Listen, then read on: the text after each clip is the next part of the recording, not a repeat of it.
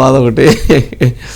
సరే కానీ సజ్జల గారు మరి ఆ రోజున మురళి గారు yeah Murali sir good evening sir.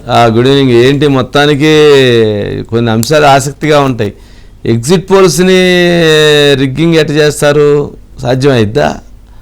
మొత్తానికి సజ్జల రామకృష్ణారెడ్డి గారు కొత్త అంశాన్ని లేవనెత్తారు.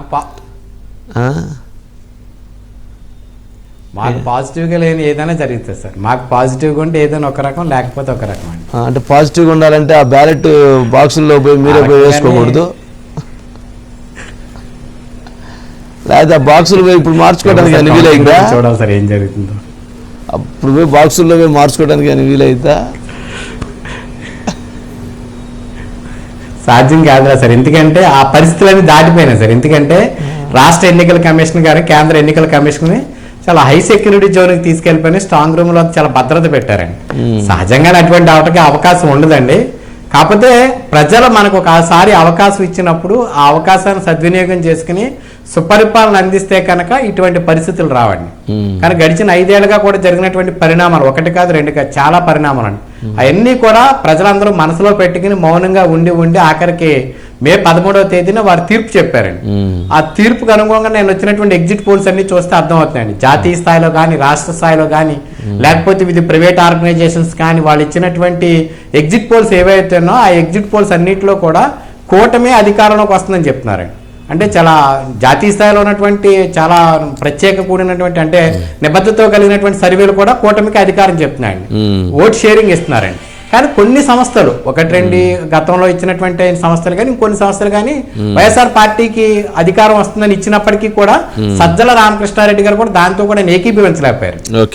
ఏకీభవించలేకుండా కనీసం పలానా సంస్థ మాకు ఇచ్చింది దాన్ని ఎందుకు పరిగణలో తీసుకోవట్లేదు నేను అడగలేదండి.